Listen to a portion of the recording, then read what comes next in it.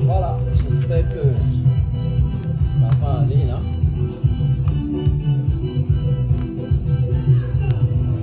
On va qui? On va tenter.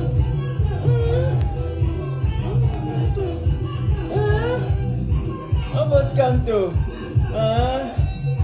On va te canto.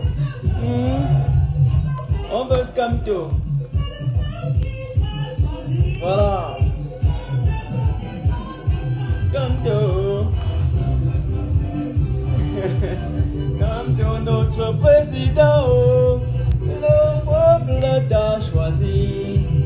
Canto notre président.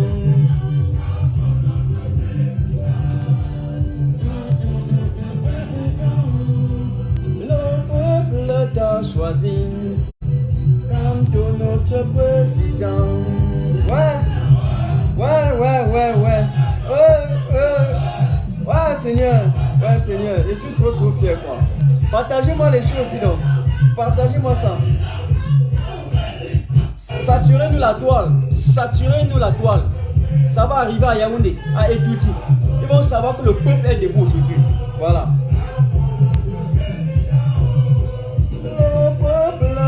Choisi comme tout notre président, comme tout. On vote comme tout. Président, on vote comme tout. J'étais en train de vouloir partager ça sur ma page un instant là. J'espère que Facebook ne va pas nous bloquer. Donc, un instant, j'essaie de voir si je peux partager ça sur ma page secondaire. J'essaie de voir là.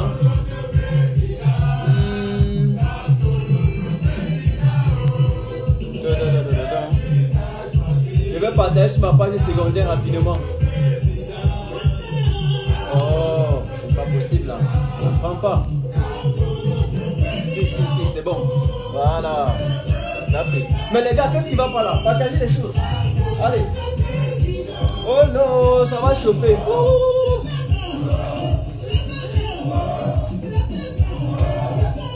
Partagez-nous les choses. On veut Camto. Ouais, dis donc. Comme je commence avec Camto là, directement les sardines fuient. Ou bien ils viennent comme ça en sous-marinage. Regarde. Regarde comment les sardines vont me regarder ce soir. Les sardines viennent me regarder comme ça. Comme ça. Oh, vraiment, c'est pas possible. Alors, il y a une chose que moi je n'aime pas. Hier, nous étions 1500. Après, j'ai vu 300 partages. Ce n'est pas normal, les gars. Ce n'est pas normal. Voulez-vous me dire que nous étions juste 300 tontinats et qu'il y avait plus de 1200 sardines sur ma page? Non, c'est pas normal. Alors, partagez ma chose. Notre président. Je vais enfumer Yaoundé. Je vais enfumer Edouti. Ce n'est pas les blagues. Parce que le peuple se lève. Quand le peuple se lève, il se lève d'une seule voix. Avec détermination. Donc vous allez que appliquer ça. Ok? Session extraordinaire de l'Assemblée nationale Mignalmi. Le peuple t'a choisi. Partagez-moi ça. Notre président. Oh, ça va chauffer.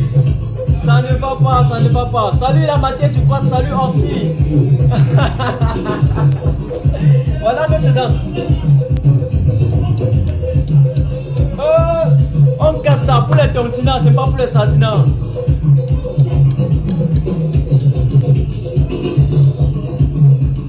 Je donne un coup pour Bobia. Un coup pour Chantou. Wadanganju.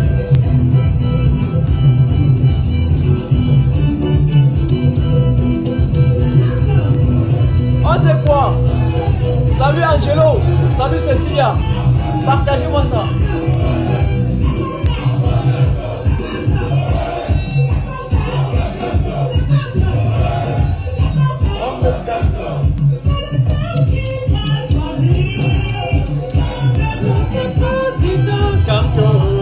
Notre président.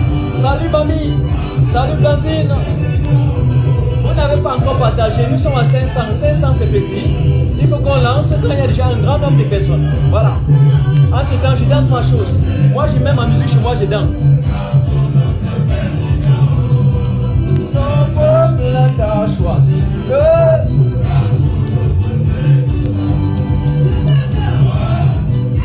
On veut Kanto. On veut Kanto. Président.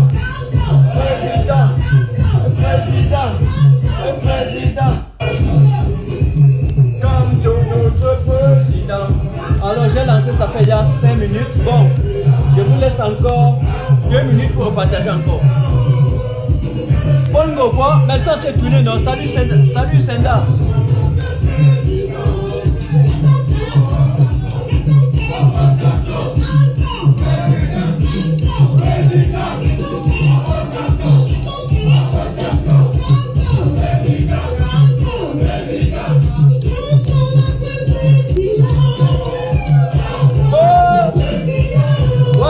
On n'est pas encore 600. Salut Olivier, salut également Roger.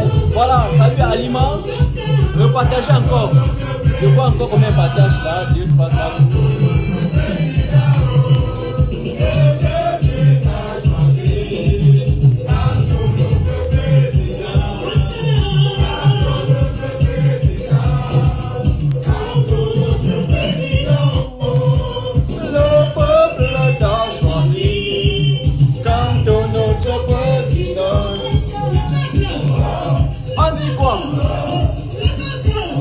Salut Josepha, je salue tous ceux qui arrivent. Michel, je vous salue là, mais repartagez en attendant. Salut Kitio Georgette, salut Dada André, salut, salut. Ah oui, salut également à Sylvie, salut Roger.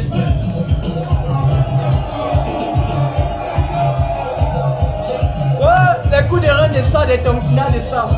Partagez, partagez. Hey.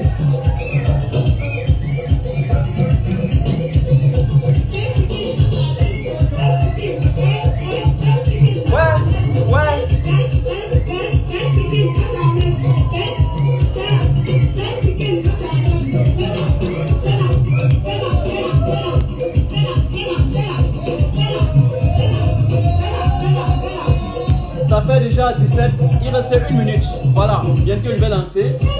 Même derrière moi, mais bien sûr.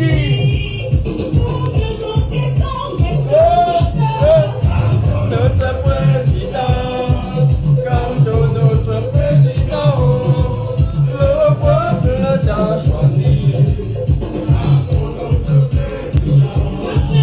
Salut Séraphin, salut Elisabeth, salut Susan. Voilà, moi mes abonnés qui arrivent. Voilà. J'aime commencer quand nous sommes ensemble. Ouais, on va pisser sur quoi bien ce soir. Mais ça va? Non, non, laissez.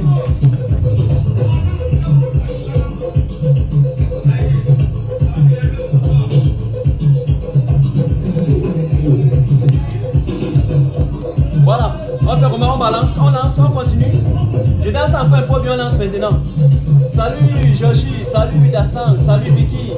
Je lance maintenant ou bien on commence, ou bien j'attends encore.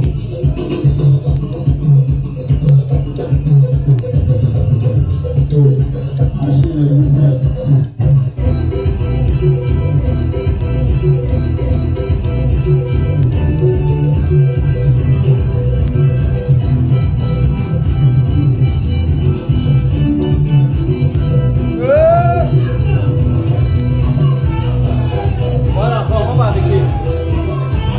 Voilà.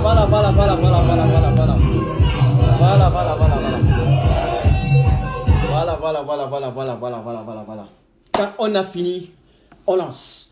Mesdames et messieurs, chers camarades, bonsoir ou bonjour d'après votre position géographique et bienvenue chez Matin Tage officiel. Bienvenue dans le cadre de cette émission que nous tenons avec beaucoup de bravoure, de perspicacité de lundi à vendredi à partir de 21h GMT. Bienvenue aujourd'hui dans le cadre de cette émission dénommée Grand Débat Politique.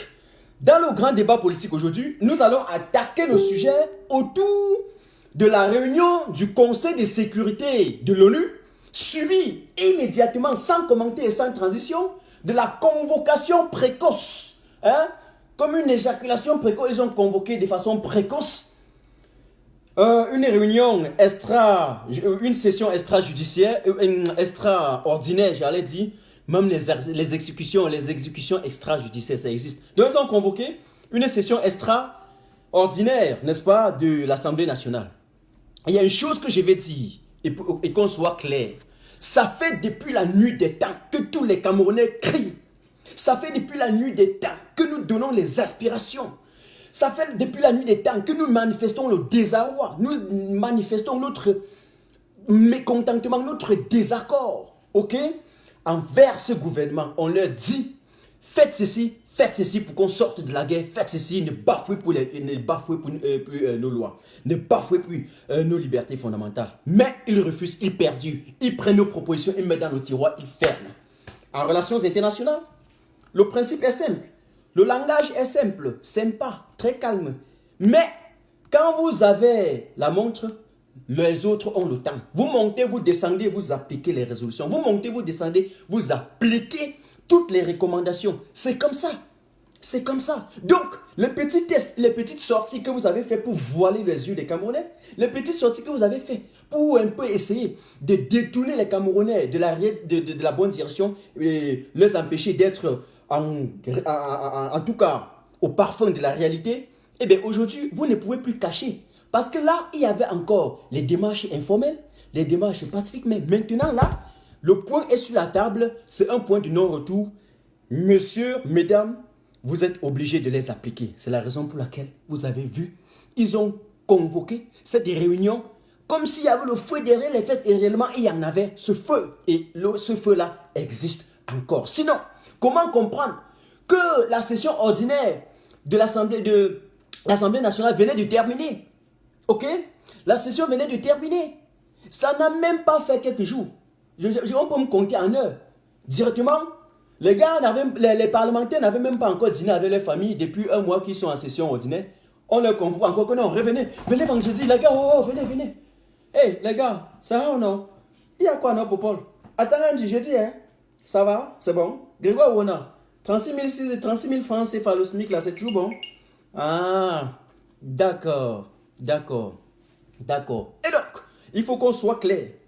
Je veux peut-être évoluer en saut de puce, mais rester dans le cadre. Le secrétaire général de l'ONU est très calme et très sincère. Mais il a fait un rapport de 18 pages. Et dans son rapport, le secrétaire général de l'ONU, monsieur Antonio Guterres, il prend d'abord en compte, il prend acte, on peut même dire comme ça, des recommandations du grand dialogue national. C'est pour ça que j'ai d'abord dit qu'il est très simple. Parce qu'il ne vient pas pour vous exiger quelque chose. Il ne vient pas directement dire qu'il ne vient pas que non, on n'a pas dit qu'on va venir bombarder le Cameroun. Non, ne me faites pas le procès d'intention. Il a d'abord pris acte. Voilà la première des choses, qu'il reconnaît qu'au Cameroun, il y a eu un semblant de dialogue national. Mais il est touché. Il est estomaqué, il est ahuri, tout comme moi, tout comme vous, de constater que on nous a dit qu'il y avait un dialogue au niveau du Cameroun. Mais pourquoi est-ce qu'il y a encore la guerre? Pourquoi? Et nous, on s'est posé cette question. Pourquoi alors les recommandations de ce dialogue n'ont pas été appliquées, n'ont pas été implémentées? Pourquoi? Qu'est-ce qui a freiné? Pourquoi ils ont théorisé ce que j'ai dit, comme j'ai dit ce soir, la progressivité de la mise en place ou bien de l'application même de ces recommandations? Eh bien, on dit qu'il n'y a pas le volume. On dit qu'il n'y a pas le volume.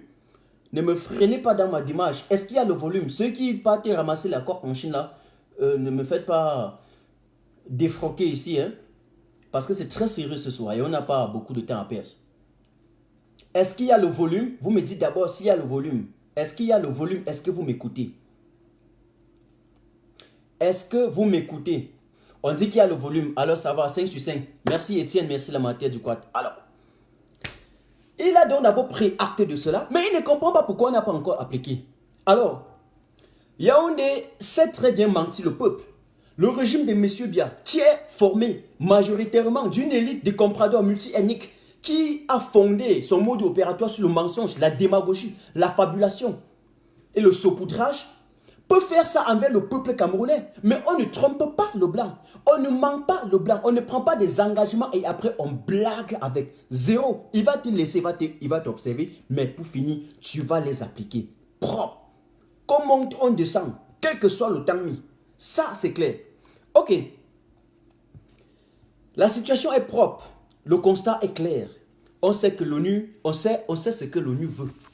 Ce que l'ONU veut, c'est ce que le peuple camerounais veut. Vous partagez encore, pardon.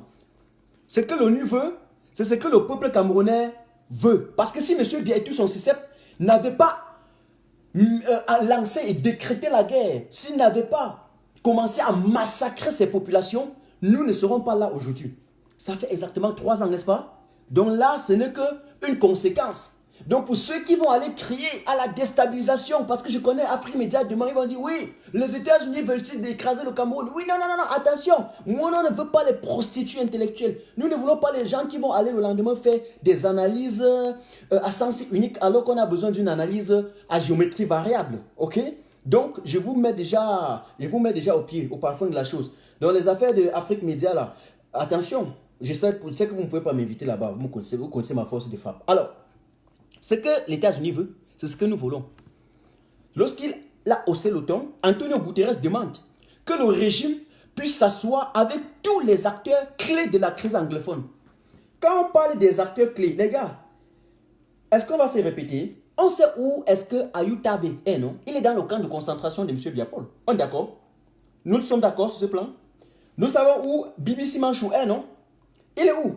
Dans le camp de concentration de Yaoundé. D'ailleurs, en passant, je voudrais vous rappeler, pour ceux qui n'ont pas encore vu, je voudrais vous proposer un film ce soir. Ça s'appelle La traque des nazis. Le film s'appelle La traque ou la chasse des nazis. J'ai vu ça fait peut-être 5 ans. Ok? Même dans YouTube. Tapez sur ça, vous allez voir. C'est-à-dire que après l'incinération et après qu'on ait massacré en masse et en cascade les tonnes de juifs dans les camps de concentration, des années plus tard, des dizaines d'années, des vingtaines, des trentaines d'années, jusqu'aujourd'hui, on continue à traquer tous ceux qui ont massacré ces gens-là. Donc, eux tous là, ils seront massacrés, ils seront traqués. Eux tous. Voilà. Donc, on sait là où le camp de concentration, là où les acteurs clés sont. Ils sont dans le camp de concentration. C'est pour ça qu'il est pris entre parenthèses pour vous donner cette information de la traque des nazis. Suivez ce film, ça va beaucoup vous aider. Surtout pour ceux qui ne savent pas. Je vais dire doucement, c'est parce qu'ils sont en Allemagne. Comment ça se passait avec Hitler. Donc, faites très très attention. Voilà. Voilà ce qu'on demande. On connaît ceux qui sont à l'étranger et qui tiennent les ficelles, n'est-ce pas? Des généraux qui sont en Amazonie, on les connaît. Mais lorsqu'ils ont fait un semblant de dialogue, un simulacre de dialogue, ils n'ont pas pu faire venir ceux-là au niveau du Cameroun pour discuter une fois pour toutes et sortir cette zone-là de la crise. A contrario, ils ont débloqué les fonds, ils ont convoqué une session extraordinaire du RDP, ça s'appelait Grand Dialogue, ils ont bouffé entre eux, croyant se cacher au désert. Les gars, est-ce qu'on se cache encore au désert? Non, dites-moi, on se cache encore au désert? Si vous voulez aller nager, vous voulez aller nager au désert? Bon Dieu, non.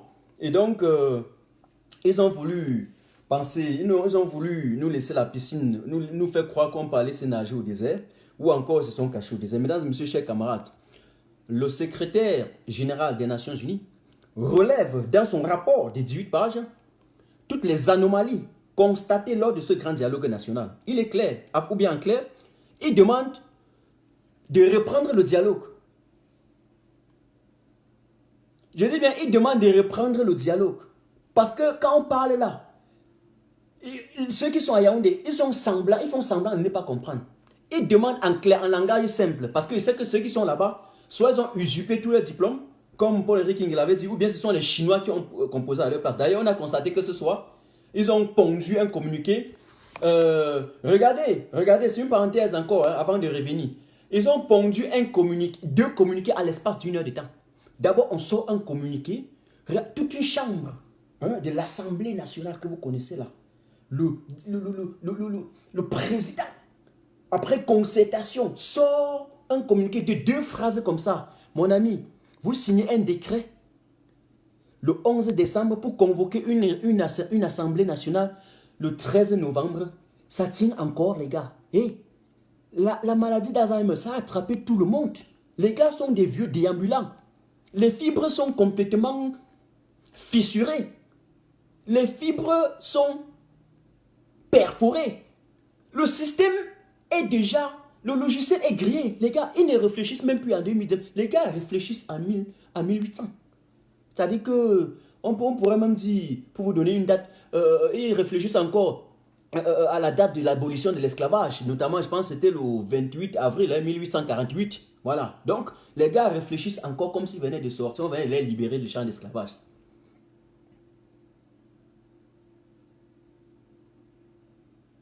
Une heure de temps après, ils ont envoyé un autre communiqué, appelé communiqué rectificatif. Vraiment de Dieu. Vraiment, vraiment. Et puis, nous là, vous voulez nous insulter, la nouvelle génération? Vous voulez insulter l'intelligence de Martin Tajou, l'intelligence des Camerounais? Vous voulez insulter mon quotient intellectuel? Attends. Vous dites que nous ne sommes pas capables de relever ce pays, alors que vous êtes incapables, vous, après avoir toute l'Assemblée nationale, là, tous les membres de commission, là, après concertation, puisque la loi est claire en la matière. C'est pas le président de l'Assemblée nationale s'assoit, il ne se lève pas comme ça et puis il pond un communiqué. Non, il reçoit du président de la République et puis il se concerte avec ses membres. La loi est claire, je peux vous lire la loi après, je connais bien ma constitution. Ok, je vais vous lire ça d'ailleurs après. Il se concerte avec d'autres avant de pondre ça. Ok, et puis ils sont incapables. Ça veut dire en clair que si on regarde bien, ce communiqué-là était même déjà fait depuis, ce décret-là a été fait depuis, mais on ne sait pas ce qu'ils attendaient. En clair, peut-être on les attendait le 13 novembre. Ou qu'est-ce qui s'est donc passé? Ça, c'est une chose que je voudrais dire. Ça montre la légèreté de ce communiqué. Ça montre en quelque sorte ce petit laxisme-là, cette négligence-là de ceux qui sont à la tête de nos institutions. Le Cameroun a besoin des institutions fortes. Et si nous avons mis sur pied des institutions fortes, tant qu'il y a des hommes ingrats, égoïstes, des hommes qui s'illustrent par une débilité intellectuelle, par un dérapage mental scandaleux, eh bien, il est clair que nos institutions seront complètement fragiles. Donc, on leur demande quelque chose, quitter tout simplement. Ça, c'est une chose. Je reviens donc sur ce que j'étais en train de dire. Le secrétaire général des Nations Unies, Antonio Guterres, relève dans son rapport toutes ces anomalies. Il demande donc de reprendre le dialogue avec tous les acteurs. D'ailleurs, ils ont précisé, les chefs religieux, les chefs d'opposition, la société civile, et il a répété encore, la diaspora.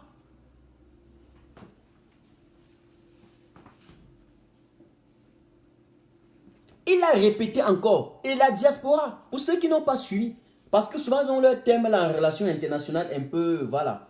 Quand pas acteur clé, on reste, vous ne comprenez pas. Bon, certains, je ne dis pas parce que je sais qu'il y a des docteurs et des professeurs qui me suivent. Je ne sais pas bien, certains de nos enfants qui sont encore en 6e, n'est-ce pas, et qui n'ont pas encore, voilà, ils ne sont pas encore assez prêts en français. Voilà. Et puis, il y a un point. Monsieur Antonio Guterres a parlé de la violation grave des droits de l'homme. Ok? Antonio Guterres relève que depuis sa libération, le professeur Maurice Kamto a été complètement asphyxié. Il a été renfermé comme dans un milieu adiabatique. Hein?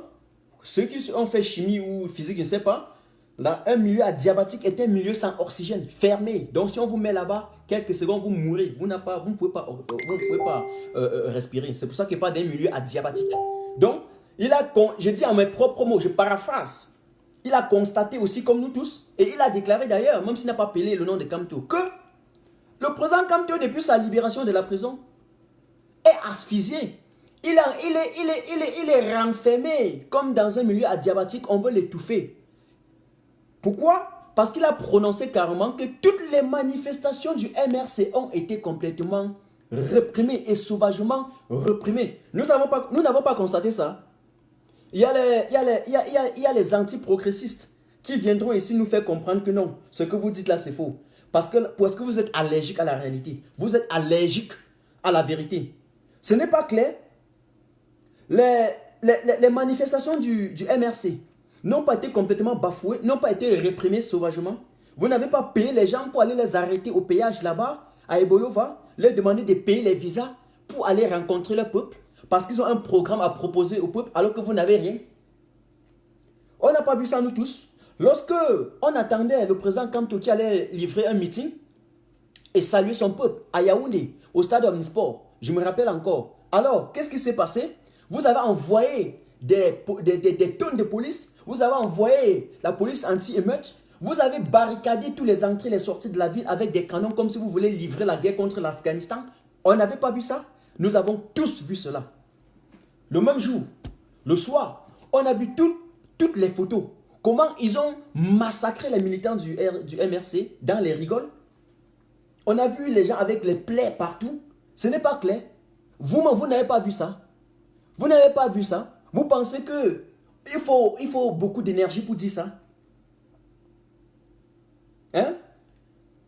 Donc, même si vous n'avez pas pitié des Camerounais, je sens qu'au RDPC et tous les Sardinats, vous n'avez pas pitié des Camerounais. À ce gouvernement, vous n'avez même pas le sens de l'humanité. Mais si vous êtes un philanthrope, ou bien je ne sais plus, quelqu'un qui, en tout cas, si vous êtes asocial, alors, je vous dirais tout simplement, ayez au moins peur de Dieu. Vous pouvez ne pas avoir peur des hommes, ayez peur de Dieu. Parce que vous allez mourir, vous allez en enfer direct. Dieu ne va même pas vous voir dans son chemin. Vous avez suivi? Et je vous avais dit, j'avais promis à monsieur Bien que il est dans mon viseur. Vous, ce régime-là, nous allons vous tenir comme ça jusqu'à la dernière minute, la dernière seconde de votre chute. Comme vous êtes en train d'agoniser, vous ne voulez pas accepter là. Je n'ai jamais vu ça. Vous êtes en train d'agoniser, vous êtes pris au coup. Vous voulez toujours... vous ne voulez pas mourir sans déchirer la couverture. Repartagez-moi encore le live. Repartagez-moi encore. Repartagez-moi encore le live. Vous n'avez pas assez partagé. Je vois là 300, c'est combien de partages. Repartagez encore. Repartagez encore. Voilà. Donc, il est clair que la guerre au Nozo n'a fait que s'accentuer encore jusqu'aujourd'hui. Je vais dire quelque chose. L'ONU relève 3 cas essentiels, puisque j'ai parlé de la violation des droits de l'homme, tout ce qui est possible. 3 cas étant essentiels. Il parle, des arrestations extrajudiciaires. On n'a pas vu ça. Il parle de la violation des droits de l'homme. Il parle également des détentions arbitraires. Il n'y a pas de détention arbitraire. Il n'y a pas de détention arbitraire. Est-ce que Mamadou Mota, il fait quoi en prison? Paul Chouta fait quoi en prison? Ils sont nombreux comme ça en prison. Nombreux comme ça. Qui n'ont rien à faire en prison. Et les criminels, les bandits, ils sont en train de se balader comme ça à l'air libre. Ça se voit au Cameroun. Lorsqu'on a arrêté le président Kamto, lorsqu'on a arrêté tous ces militants, vous n'avez pas vu comment on l'a souillé? Vous n'avez pas vu comment les gens ont voulu le pousser sur les escaliers? Vous n'avez pas vu comment dans la voiture, les gars l'ont poussé, on l'a asphyxié.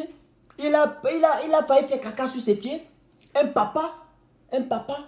Et lorsqu'il a relevé en tout cas, lorsqu'il a relevé cette situation grave des droits de l'homme, au Cameroun, j'ai eu des gens qui ont eu le courage et le dédain de s'exhiber en disant oui, quelqu'un qui veut être un président. Et c'était un ministre de la République qui pondait ça sur sa page, comme une mère pondeuse qui pond sans regarder, sans vérifier. On n'a pas vu ça. Et vous pensez que ça fait bon vivre?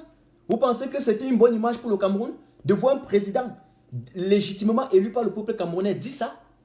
Vous n'avez pas eu honte?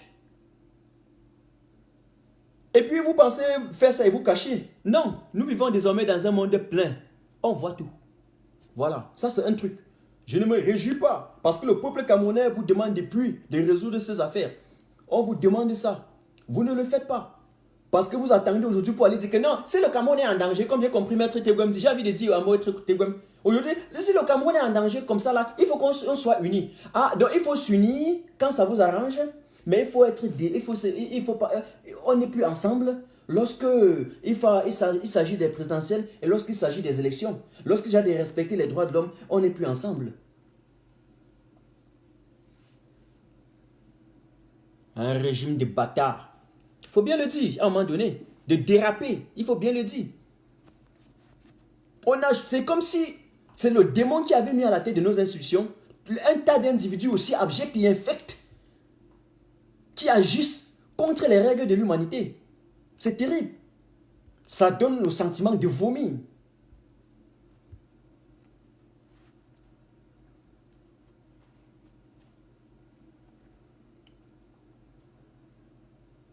Et donc, après le secrétaire général de l'ONU, salut Alain Fartu, après le secrétaire général de l'ONU, vient le tour de Madame Kelly Craft. Vous savez quoi? J'ai été l'une des premières personnes à dire que Madame Kelly Craft, et j'ai répété pour tous ceux qui me suivent tous les jours, la semaine passée j'ai répété plus de 4 fois, et je le dis encore ce soir. Lorsque j'ai dit sur ma part ici, que voilà Madame Kelly Craft, qui fut, je la connais quand elle était ambassadeur au Canada. J'ai vu un peu quelques-unes de ses sorties. J'ai observé quelques-unes de ses sorties. Et j'ai dit que je connais cette dame-là. Les gens ont dit qu'elle va faire quoi? Mais ce n'est pas qu'elle va faire quelque chose. Mais elle a un ton qui est très dur quand il s'agit des droits de l'homme. Quand il s'agit du respect, ok? Des libertés fondamentales. Quand il s'agit de la situation humanitaire, en ce qui concerne l'insécurité, la dame a un ton très dur. Très dur. Très dur. Et c'est elle que les États-Unis ont choisi pour les représenter au niveau de l'ONU. Mais imaginez, on ne peut pas laisser ça. On a fait venir au Cameroun une délégation tripartite, une mission tripartite parmi lesquelles il y avait le Commonwealth. Nous avons vu également le secrétaire de la francophonie.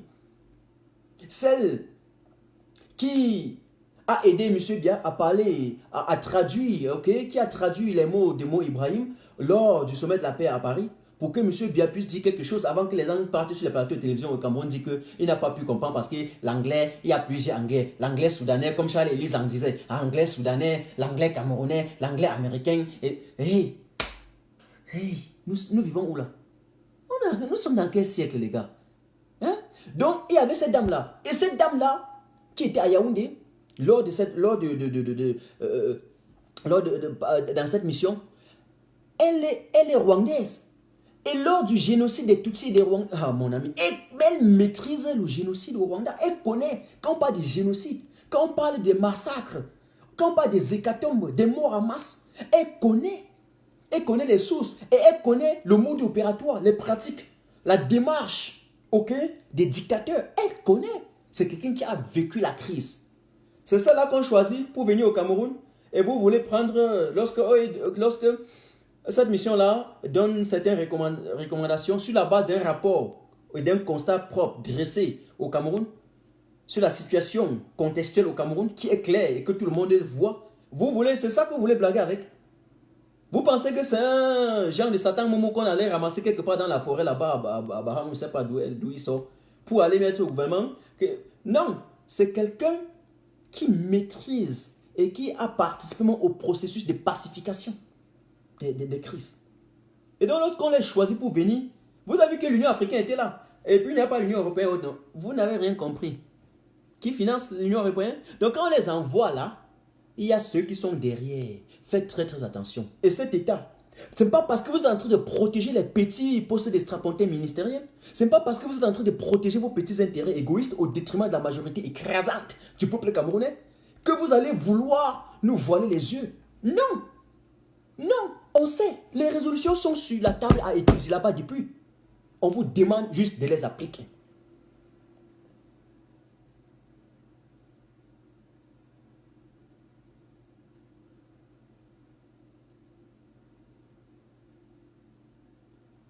On peut gagner la guerre contre Boko Haram, mais on ne peut jamais gagner la guerre contre son peuple. C'est impossible. Étant donné que, je vais vous prendre un exemple très simple avant de continuer. Attendez, je vais boire un truc.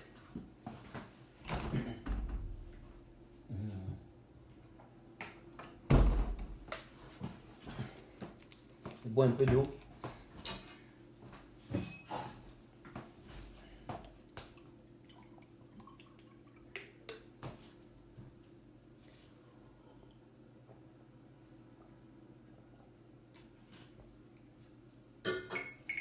Ok. J'étais dans le disant que je voulais prendre un exemple très palpable. Lorsqu'il y a eu la guerre au nord, tous les Camerounais étaient derrière le gouvernement. Tous les Camerounais étaient derrière le gouvernement lorsqu'il a fallu combattre Boko Haram. Parce que c'était l'attaque ennemie. C'était une guerre aussi où personne ne s'y apprêtait. Donc on attaquait comme ça tous les Camerounais. Par conséquent, la population environnante cherchait les informations et donnait au service des renseignements. Ils sont allés aux États-Unis, ils ont pris les armes. La communauté européenne a financé. Ils ont pris du soutien logistique. Ils ont pris des avions.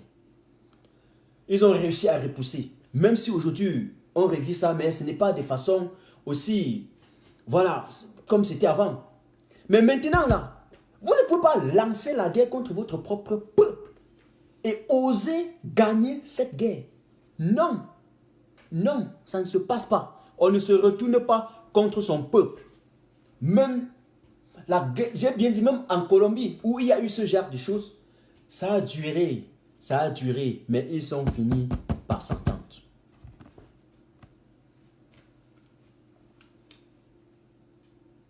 Vous avez suivi? Donc, mesdames et messieurs, chers camarades, pour revenir, je voudrais vous dire que Madame Kelly Craft a appelé l'ONU à faire quelque chose. Elle a dit que la situation humanitaire au Cameroun doit être résolue immédiatement. Ce n'est plus l'affaire qu'il faut. Elle a dit qu'immédiatement, que ça doit être une priorité absolue. Je le dis, je ne paraphrase pas mes mots comme ça. Pourquoi après? Parce que c'est que demain ou après-demain, le gros ventre de Diongoute, il va sortir, c'est qui là? Non, pas lui, excusez-moi. C'est René Sadik. Voilà, je dis Sadik, arrêtez-moi vous taper. Il va sortir, aller appeler à Tanganji, alias Joseph Vest, alias à Tanganji, et son ami, je ne sais pas qui, ils vont aller, font kounia derrière les histoires préfabriquées là, et dire que le Cameroun est souverain. Mon ami, vraiment, aïe.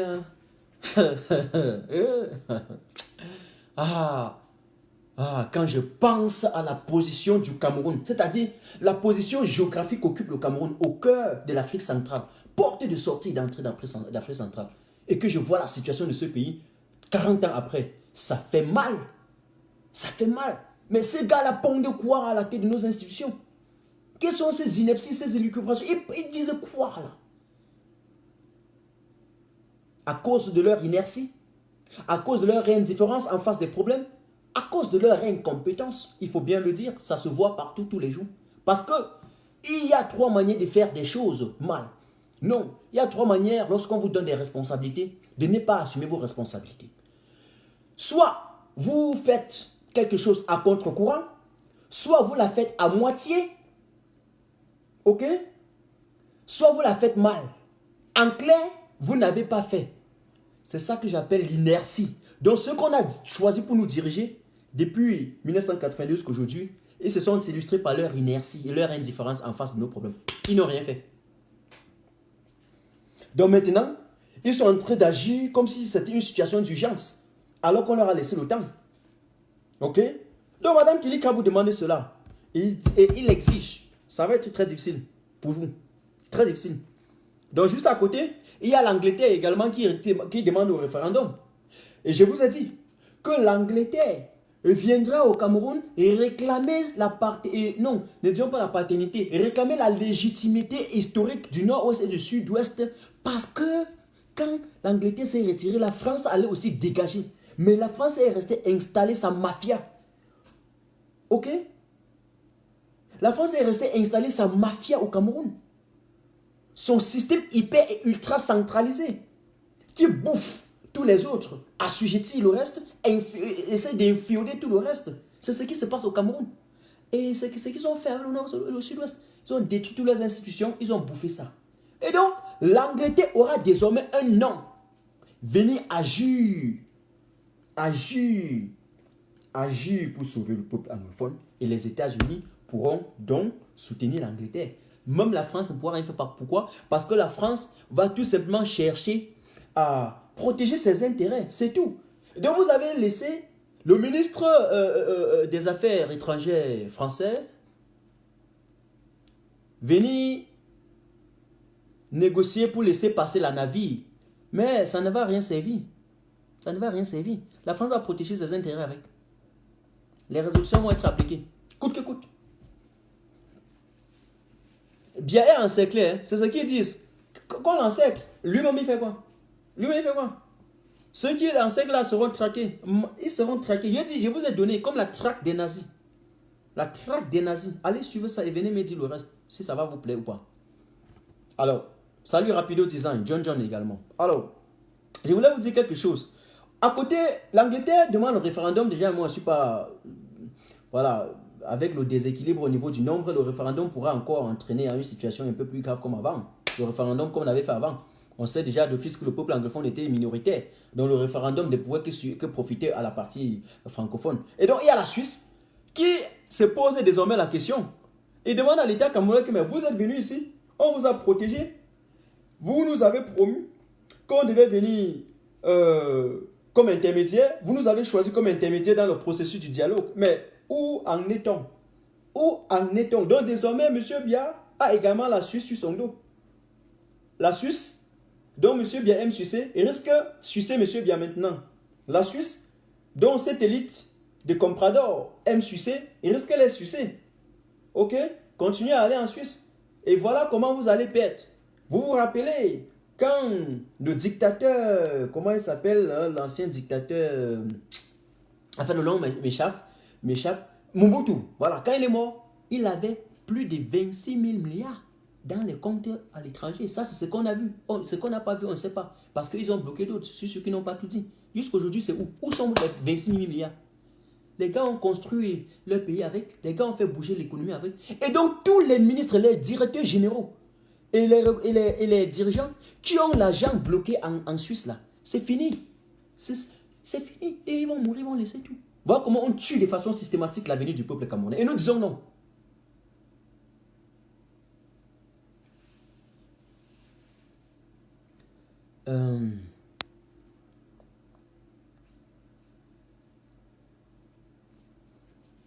Exactement, Mobutu. Exactement. Donc, et je vois quelques réactions ici, ça fait bien mal. Hein?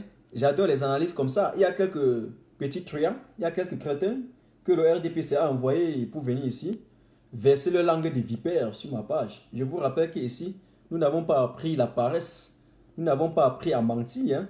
Voilà, donc vous ferez mieux de dégager avant qu'il ne se fasse tard. Ok?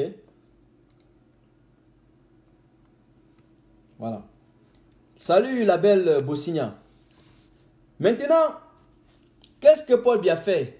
Suite à tout ce que vous avez vu, je venais de vous démontrer comment les États-Unis, la communauté internationale, l'Union africaine et tous les autres ont mis la pression. En tout cas, la pression était déjà là. Ok? Mais ont frappé le poing sur la table et que Yaoundé est en ébullition. En conséquence des causes, comme par hasard, directement, M. Biya convoque une session extraordinaire de l'Assemblée nationale. Et ce que vous avez oublié, c'est qu'après, ils ont aussi convoqué le Sénat. Ah oui, attention, hein. Le Sénat a aussi été convoqué. Et attention, lorsqu'on convoque tous les deux chambres, ça veut dire qu'il y a quelque chose. Lorsqu'on convoque tous les deux chambres parlementaires, quand on convoque l'Assemblée nationale et le Sénat, ça veut dire qu'on peut même toucher la forme de l'État. On peut même toucher la Constitution. Donc, je ne voudrais pas ici, là, dire quelque chose avec affirmation, parce que personne n'est à l'ordre du jour, alors qu'on devait quand même donner l'ordre du jour. Je suis quand même étonné. Toujours la gestion de l'opacité au Cameroun, la gestion opaque. C'est terrifiant. C'est terrifiant. C'est terrifiant. Donc, à l'issue de cette session, ce que nous voulons également, c'est que vous êtes obligés de résoudre cette guerre-là. Vous êtes de cette crise-là, d'appliquer les recommandations du grand dialogue-là, rapidement, très rapidement, dans les jours qui suivent. Parce que on voit bien que vous convoquez vendredi, alors que, je vais vérifier mon information, le Conseil de sécurité va encore être saisi et devant encore tenir quand là. Un instant, parce qu'il me faut être sûr. Un instant.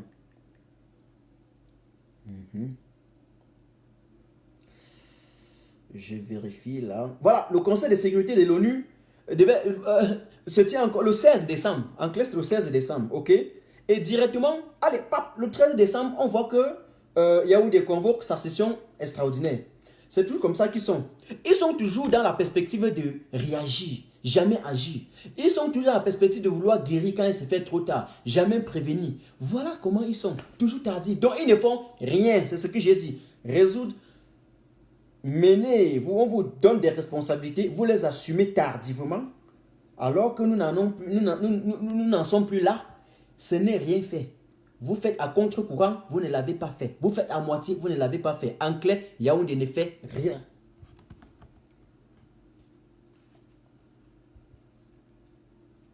Ce qui est clair, nous voulons également que vous annulez ces élections-là. Parce que si le corps électoral est touché, si le code électoral est touché, si vous touchez le système électoral, si vous parlez du statut spécial, parce que si la Constitution ne pouvait pas être touchée, pourquoi convoquer le Sénat? Vous allez laisser l'Assemblée nationale. Ça se voit. Pourquoi avoir convoqué même le corps électoral avant de convoquer l'Assemblée nationale? Pourquoi convoquer le corps électoral avant de convoquer l'Assemblée nationale? Pourquoi vous aimez toujours inverser les choses? Et c'est ce que j'ai dit. Si vous faites quelque chose dans les versions, en tout cas à l'inverse, ça veut dire que vous ne l'avez pas fait. On aurait d'abord attendu que vous convoquiez cette Assemblée nationale pour pouvoir résoudre la crise avant de convoquer le corps électoral. Mais vous agissez exactement à contre-courant de la chose. Je ne comprends pas ce gouvernement. Il y a quand même quelque chose qui ne va pas. Il y a un truc qui ne va pas. Mais c'est une schizophrénie totale.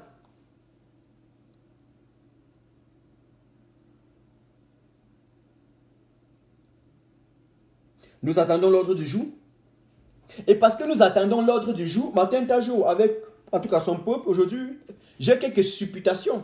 J'ai quelques appréciations. Une supputation, c'est une estimation. Voilà. J'ai quelques appréciations. J'ai quelques estimations. Alors, le code électoral pourrait être touché, puisqu'ils n'ont pas de l'ordre du jour. Ça, c'est un. Le code électoral peut être touché. La Constitution pourrait également être touchée. D'ailleurs, M. Biya peut démissionner. Et c'est ce que nous voulons. Il pourrait démissionner. Puisque les circonstances l'imposent. Il n'est pas un président légitimement élu. C'est légalement élu. Donc, ils ont même on dit légalement, mais ils ont agi contre la loi. Il fallait d'abord que le peuple accorde cette légitimité-là pour que la légitimité soit validée ensuite par la loi. Mais vous avez complètement volé notre victoire. Donc, M. Biya, en clair, est un... Il est là, comme ça. Et lui-même, il sait. Nous demandons votre démission. Si vous convoquez tous les deux chambres parlementaires, il y a la possibilité. Allez dire là-bas que, voilà, le peuple, que vous démissionnez, vous laissez l'affaire là, parce que ça vous a dépassé. Depuis, ça vous a dépassé. Voilà, ok? Autre chose. Le MRC venait de marquer un point fort. Le président Maurice Kamto venait encore de ravager tout sur son passage. Il venait de marquer des buts. Il ne fait que marquer des buts, des buts et des buts. Je vous ai dit que chaque fois que le président Kamto fait une sortie, les gars, prenez la distance. Réfléchissez 1000 fois. Il ne sort pas pour sortir. Il ne sort pas pour pondre des inepties. J'ai vu des gens, soi-disant leaders politiques qu'on interviewe dans des plateaux de télévision. Ils font des débats de 2 heures de temps. Pendant 2 heures, ils font tout pour ne pas répondre à la question, mais ils font tout pour incriminer les autres. Ils font tout pour se victimiser. Ils font tout pour tirer sur. J'ai envie de dire, quand vous êtes leader politique, ça c'est une parenthèse. Ayez de la hauteur, ayez de la grandeur. Laissez les petits sympathisants et les membres simples, n'est-ce pas, se chamailler entre eux. C'est une évidence, ça se voit partout, même en Europe. Mais vous, en tant que leader, Martin Tajo, je vous dis ça, ayez de la hauteur. Vous pensez voir le président Maurice Kamto un jour faire ça? Quand vous avez fait ça, et après vous vous asseyez là, vous faites un peu l'autoconscience, l'examen de conscience, vous comprenez que vous venez de chier sur vous. Et ça s'appelle, vous allez chuter librement. La chute libre. Petit pot de banane, tout le monde glisse, vous tombez bœuf. Vous êtes leader d'un parti politique. Prenez la grandeur. Ça, c'est une parenthèse. Je n'ai pas le temps de m'occuper de ceux qui ne veulent pas mettre l'humain au centre des préoccupations. Voilà, ça c'est une chose. Donc, lorsque le président Kamto fait ce genre de sortie, il fallait s'attendre à tout. Il lit, il voit l'avenir. Il voit l'avenir. Il voit tout. Voilà. Et je réponds, là où Kamto dit va, je vais. C'est la pression que le président Kamto leur a donnée. La pression là vient depuis la pression du président Kamto. Parce que si le MRC participait à ces élections, la crédibilité de cette élection devait venir du MRC. C'est de la crédibilité. Parce que c'est le MRC qui tient le Cameroun. C'est le président Kamto qui tient l'agenda politique de M. Biya. C'est le président Kamto qui décide désormais de ce que doit être l'agenda pour la météo politique au Cameroun. Vous doutez encore ça? Il ne met pas tout le monde au travail. Attendez le lendemain, non. Vous allez voir les gens qui vont se dire, les États-Unis vont déstabiliser au Cameroun. Attendez les blogueurs. Attendez demain. Eux tous, ils sont là dans mes lives. Ils attendent ce que je veux dire pour le lendemain dire que, regardez. Je vous rappelle d'abord que je ne suis pas militant ni sympathisant même du MRC. Mais lorsque il y a la vérité quelque part, dites cette vérité. Oui, je publie les choses du MRC. Parce que c'est de la vérité, on voit. C'est clair. C'est clair. Gardez l'égoïsme, l'ingratitude. Vous avez compris? Salut, Momi fils du pays. Salut. Je dis quand le président Kamto a fait une sortie, c'est de la bombe. C'est plus que la bombe atomique, c'est la bombe H. Vous savez que la bombe atomique, les Américains l'ont lancée pour la première fois à Nagasaki et à Hiroshima, au Japon, respectivement le 6 et 8 août 1945, je pense bien. Et qui a eu des conséquences tellement dévastatrices jusqu'aujourd'hui. Au Japon, il y a les enfants, quand on accouche, ils ont l'œil derrière le dos, derrière la tête, ils ont les oreilles ici, là. Et donc, c'est comme ça que le président Kamto est. Il vous observe. Il sait bien qu'ils sont incompétents. Il sait qu'ils n'ont pas la carrure, la consistance nécessaire pour diriger le Cameroun. Lui seul, il met le gouvernement en ébullition. Ils ont peur, hein. Les gars ne dorment pas. Regardez, on vient de sortir d'une session ordinaire de l'Assemblée nationale et immédiatement, pom, les gars, ceux qui ont pris la voiture pour Douala ne sont même pas encore arrivés. On les appelle, venez. Les gars, venez. Ça chauffait derrière les fesses. Ça chauffait là, derrière les fesses. Ça chauffait. Et ce soir, j'ai envie de donner un coup à Tanganji comme ça. Boum! Il donne un bon coup. Un bon coup. Vous prenez les Camerounais pour des malades. Vous allez appliquer ces résolutions. Vous avez la montre, nous avons le temps. Et j'ai toujours dit, j'ai resté cohérent. Les résolutions sont là. Est-ce que j'ai lu ça aujourd'hui? Non, j'avais lu les résolutions, j'ai expliqué. Non, c'était la phase d'explication. Après, ils donnaient l'analyse. Après, on leur a demandé. Ils n'ont rien fait. Mais aujourd'hui, là, ils vont que faire ça. J'ai pitié de ce gouvernement. J'ai pitié mais ça me fait mal. J'ai un sentiment de consternation. J'ai un sentiment, je ne sais pas comment je vais dire ça, mais parce que quoi? Parce que lorsqu'ils font ça, c'est le peuple camerounais qui doit souffrir. C'est la génération camerounaise, c'est l'avenir de la génération camerounaise, de la nouvelle génération qui est en danger. Ils sont en train d'assassiner de façon systématique l'avenir de cette génération. Salut Léo. Alors, je voudrais dire que si le code électoral est touché, si la constitution est donc touchée, si il y a nullité et report des élections, c'est clair. C'est clair que voilà, les élections pourront se tenir plus tard. Et les élections auxquelles le MRC pourra maintenant intervenir parce qu'avant d'y aller, on aurait maintenant résolu la crise anglophone, on aurait libéré ses prisonniers, on aurait réformé le code électoral. Et puis, les conditions seront favorables pour que le MRC y va. Bon, il y a ce qu'on appelle en droit la rétroactivité. Voilà, la rétroactivité. Moi, je ne suis pas un avocat, hein. Je ne suis pas un constitutionnaliste ou encore, je ne sais pas quoi, un juriste. Je n'en ai même pas la probité morale. D'ailleurs, je ne me suis jamais passé pour être un omniscient. Mais en droit, la rétroactivité de la loi voudrait tout simplement dire que, en clair, comme il venait, en d'autres termes, de convoquer les deux chambres-là, s'il touche la Constitution, s'il touche le code électoral, ça va complètement avoir des effets rétrogrades. Ok? Ça veut dire que tout le processus qui était déjà mis en place est nul. Nul. Nul. Puisqu'on n'a pas encore organisé les élections. Et donc, c'est même ce que nous demandons depuis la nuit des temps. Voilà. J'ai envie de dire que j'ai bien pitié de tous ceux qui supportent ces gouvernements-là. J'ai bien pitié d'eux. Ce sont des ignorants. Ce sont des ignorants, ils ne savent pas ce qu'ils font. Dieu peut peut-être les pardonner. Mais ceux qui sont à la tête de nos institutions, cette oligarchie de multi-ethnique, de compradors, multi-ethnique, c'est-à-dire qui intègre une oligarchie qui choisit dans chaque région les cancres qui sont capables de sacrifier les leurs pour protéger monsieur bien et protéger leur poste. Compradors, pourquoi? Parce qu'ils sont des gros kleptomanes en chef, des gens qui ont volé, amassé des fortunes de telle façon que vous les demandez que vous volez pourquoi, ils ne savent pas, mais ils volent quand même encore. Donc ils volent par méchanceté, même pas parce qu'ils ont faim. Mesdames et messieurs, chers camarades, voilà, en clair, comment ce gouvernement se comporte.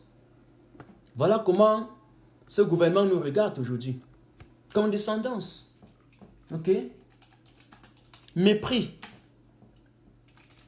Excusez-moi, je suis en train d'écrire un truc là. Ok? Et tout ce qui est possible. J'ai bien pitié d'eux. Aujourd'hui, on court. Ils viennent. On appelle ça l'éjaculation. Je veux dire, ils ont précocement et mentalement éjaculé parce que vraiment, dis ça, c'est pas possible. Oh non les gars, venez. Oh, il y a une session extraordinaire dans 48 heures. Mais quand même les gars, hey, pour 15 jours, alors qu'ils venaient de sortir d'une session ordinaire de 30 jours. C'est quand même, vous, pourquoi aujourd'hui? Pourquoi pas avant? Pourquoi pas avant? Pourquoi pas avant? Quand Martin Tajo parle et que c'est la vérité, après tu fake news, il manque. N'importe quoi. Vous pensez que en Allemagne, on ne nous a pas appris à mentir. On ne nous a pas appris à mentir. Vous avez compris? Ou nous, on ne ment pas. Si je mens ici, je pars en prison. Il dit si je mens, je pars en prison. On ne nous a pas appris ça ici. On vous dit la vérité parce que ce sont des valeurs que nous apprenons. Et que si le noir a cette valeur-là, vous allez progresser. La libération du Cameroun passe d'abord par la libération de la mentalité. Le développement ne sera pas d'abord matériel. Ce développement du Cameroun sera d'abord mental. L'urgence de la pensée.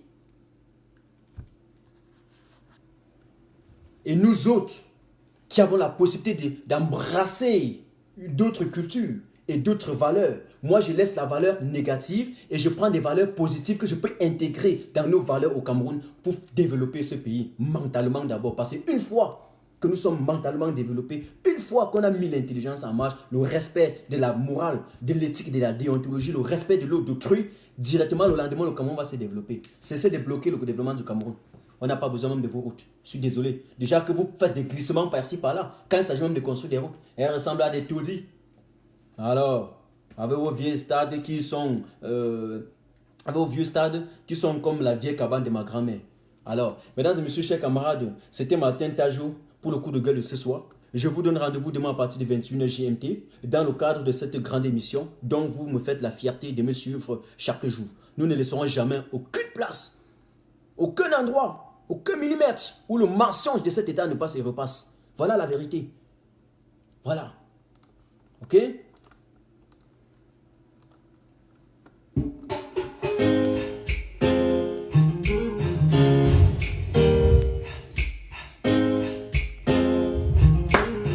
Mesdames et messieurs, je vous présente un petit qui a compris le sens de la vie. On ne vit pas au présent, mais au futur, car en fait, le rêve détermine ce que nous devons être. Je vous salue.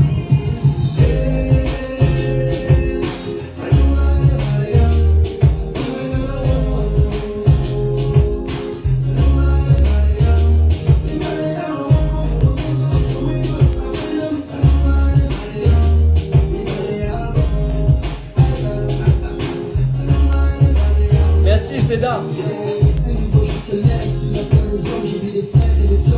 Merci Karine Vivian Richaud. Merci beaucoup. Je me fais la fierté de partager aussi souvent. Ça me va droit au cœur. Merci la matière du pote. Salut Chris Nedor.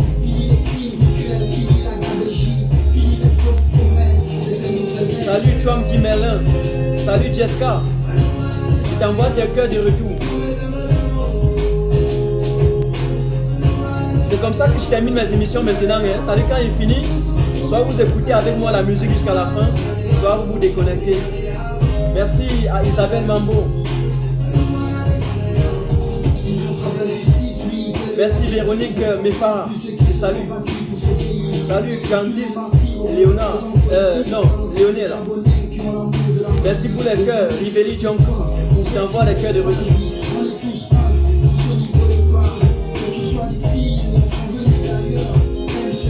Geneviève Coigne, merci.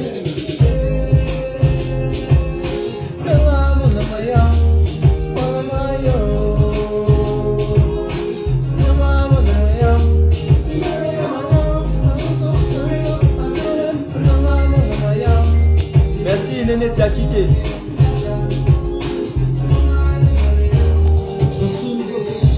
Ils sont morts en guerre. Attendons de voir ce qu'ils vont faire. Merci Christ. C'est facile pour nous autres lorsqu'on ne vous convainc par la parole. C'est pas facile. Parce que vous pouvez parfois dire des choses, on vous prouve complètement. Mais ce sont des analyses. On essaie de le faire comme ça. La guerre, elle est aussi communicationnelle. La guerre, elle est médiatique. Merci Fifi Kemo. Je prends le temps de lire parce que pendant que je déroulais, il y avait tellement des commentaires donc je ne pouvais pas saluer tout le monde. Merci Célestine Djampou. Merci. Merci. Continuez à œuvrer pour l'avenir de ce pays. Main dans la main. Il focus. Do you understand?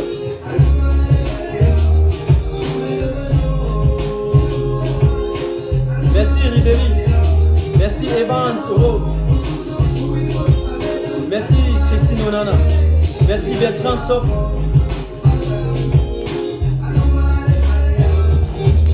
Alors on était ensemble.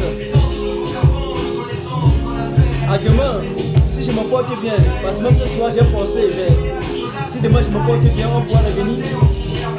Si je ne me porte pas bien, c'est qu'on ne peut pas, je vais toujours, on va renvoyer. Mais en tout cas, demain matin, j'ai oublié, demain matin à partir de 7h, le résumé de tout ce que j'ai fait cette semaine, je vais le mettre dans le cadre du numéro de l'apparition hebdomadaire réflexion politique.